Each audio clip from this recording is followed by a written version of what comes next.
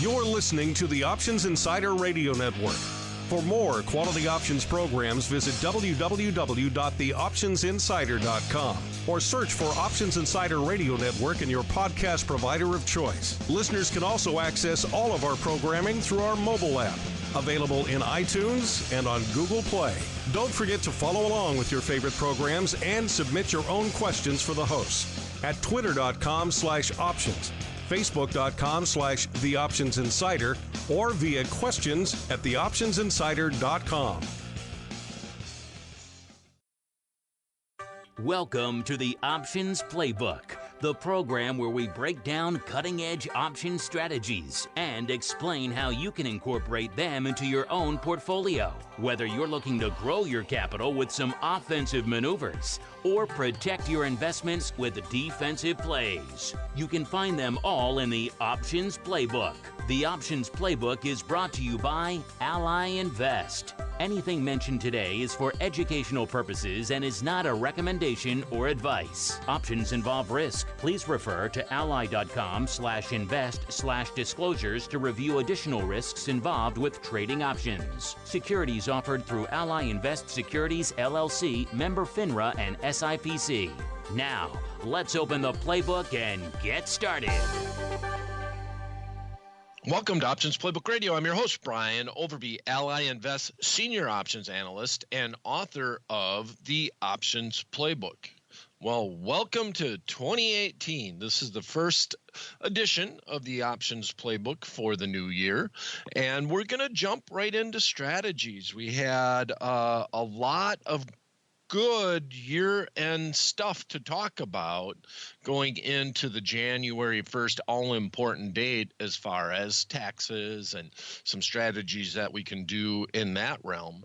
But now let's jump into some strategies around earnings. Once again, we like to talk about these scenarios where these strategies can play when there's not a major event that's going to happen, and then every once in a while we like to look at strategies based around a major event like earnings.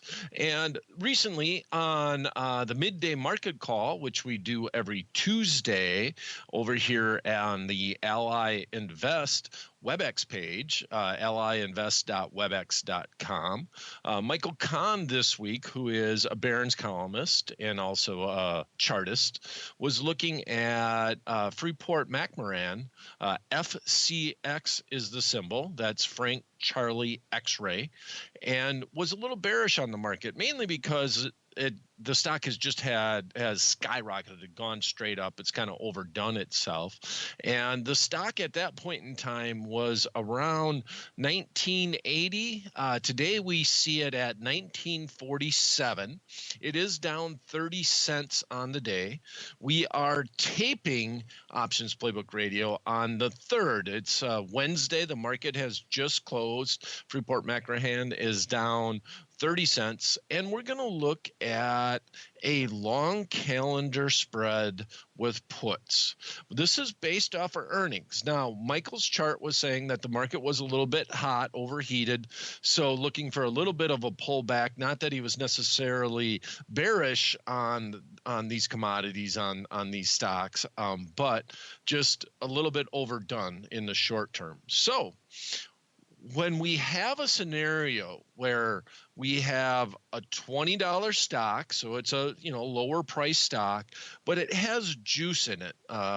This stock, FCX, has always had a lot of volatility just from looking at the volatility chart, looking at the historical and the implied. And we're currently seeing the January 19th expiration. We're just looking at the 19 strike call option. It's trading at an implied volatility of 38%. McMoran is going to announce earnings on the 24th. So the next expiration out is January 26th. And if we look at the implied volatility on that same 19 strike, we see that that's trading at a 46% implied volatility. Now, this is important to me in that we're showing a tilt or a skewing in volatility from the January 19th option contract and the January 26th contract. So the marketplace agrees that there's going to be a major announcement before that January 26th expiration. Okay, so we're going to try to set up a long calendar spread with puts because Michael's forecast was bearish. And once again, as always on Options Playbook Radio, this is not meant to be a recommendation. We're just trying to look at scenarios where a long calendar spread might work, but we're just learning here on Options Playbook Radio. So not meant to be a recommendation at all. So when I'm looking at calendars specifically around earnings, I like underlyings that have just normal juice in them anyways. In other words, the expiration dates have a little bit of volatility in them. And I'd like to try to get the implied volatility in my favor. So when you think of a calendar spread, let's define what that is. A calendar spread is when you buy an option contract in a different expiration than an option contract that you're selling. Now, the strike prices are the same, and what you're trying to do is take advantage of the fact that the front month option contract in this scenario decays at a faster rate than the back month option contract. And a lot of people don't quite understand that you are actually long implied volatility or long vega if you do this trade, which means, and the best way that I can think of to explain this on a long calendar spread, we're buying the back month, we're selling the front month, is that if you are correct on your forecast, a correct forecast would mean that the stock goes right to the strike that you are selling and buying, right to that strike price, and it just sits there and it waits to the front month expiration. That's a correct forecast in that scenario. So let's say you're correct in the forecast. The front month option contract in theory would expire, and that would leave you long a back month option contract that has some time left. And if you're long an option contract, what do you want to happen to implied volatility? You want it to go up. So in general, the best scenario that you can have when you're doing anything that is a calendar trade, or sometimes referred to as a horizontal trade because of the way the chains are laid out, if you have that scenario, it's best that the month that you own, the implied volatility increases, and the month that you're selling, the implied volatility is decreasing. And that's why around earnings, especially on stocks that have some volatility, have some juice just in the front month option contracts, I find it interesting to look at calendar trades or even diagonal trades, where I'm selling the month where I expect implied volatilities to go down, and I'm buying the month where I expect implied volatilities to go up. So in our scenario, as far as just looking at volatilities, we're going to sell the lower volatility. We're going to use the 19 strike. The stock is at 1947. We're going to sell the January 19th 19 strike put that has an implied volatility right now of around 40%.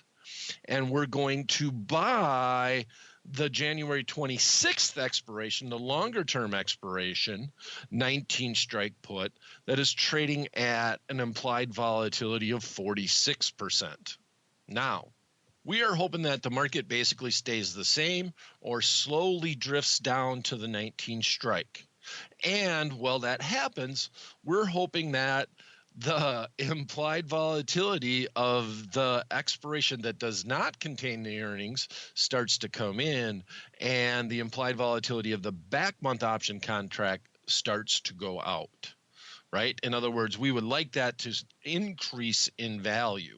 And we have a decent scenario in order to do that. Now, because there's volatility in this underlying and it's only a $20 underlying, we can get this trade done for a very reasonable price. I'm just going to look at the bid price. Now the markets are closed. Once again, it is January 3rd. It's a Wednesday. And we currently have that 19 strike put option with the January 19 expiration that's trading for 42 cents. The January 26 expiration, the asking price is trading for 69 cents. We have a fairly tight market, even though the markets are closed. So if we paid for this long calendar spread and we paid the asking price, we're showing that trading at about 27 cents. And the midpoint of this underlying is actually 23 cents.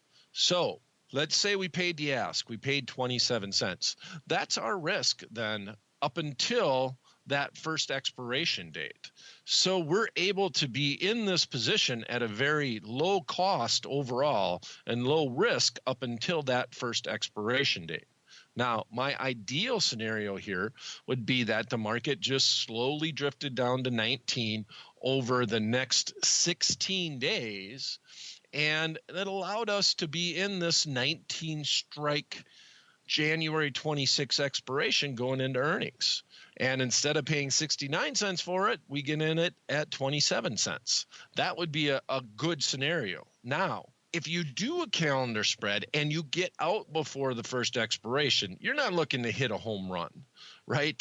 You should just have a realistic expectation that if I put this on for 27 cents and pay that asking price for it, if I can make a dime on that trade, that's a very good percentage as far as that trade is concerned. So it's more so that you're just going to let it ride. If the market goes against you and it starts going up, well, all right, no problems. I hope I didn't over leverage myself and buy too many of them, but I'm only have 27 cents worth of risk. On the downside, if it gets to the 19 strike before the first expiration, I'm just going to close a trade and get out. If I'm up a nickel, if I'm up a dime, if I'm up 15 cents, I'm just going to get out. I just don't want it to continue on down below 19. As soon as it gets to 18.50, 18, I'm going to be losing on this trade. Why, you ask? Well, because the shorter term expiration will move against me faster than the longer term expiration will.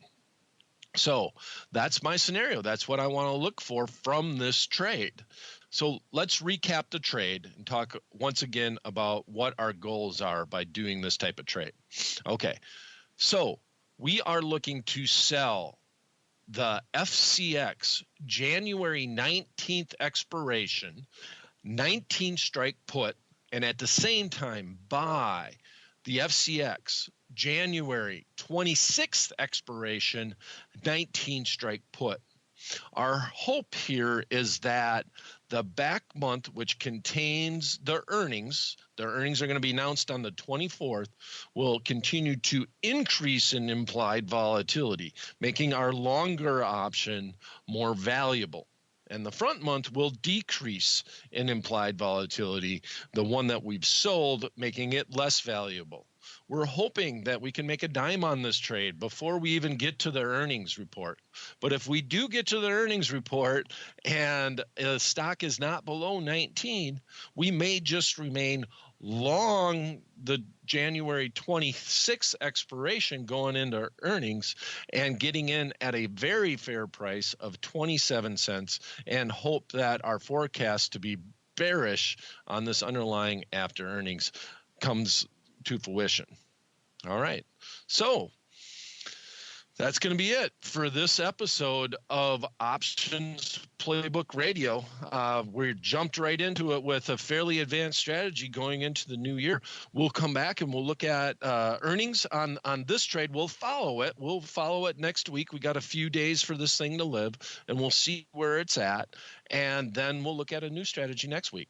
So if you have a topic you'd like to discuss on the show or a question you'd like us to answer on the program, you can send them directly to me at theoptionsguy@invest.ally.com. That's theoptionsguy@invest.ally.com.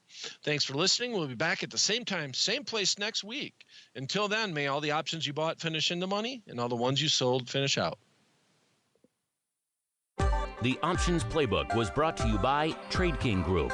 Anything mentioned today is for educational purposes and is not a recommendation or advice. Options involve risk. Please refer to tradeking.com/ODD to review additional risks involved with trading options. Securities offered through Trade King LLC, member FINRA and SIPC.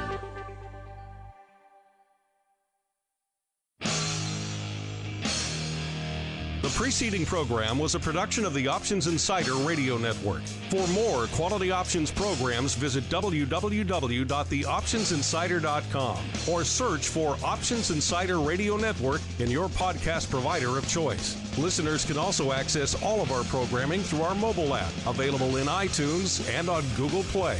Don't forget to follow along with your favorite programs and submit your own questions for the hosts at twitter.com/options, facebook.com/theoptionsinsider, or via questions at theoptionsinsider.com.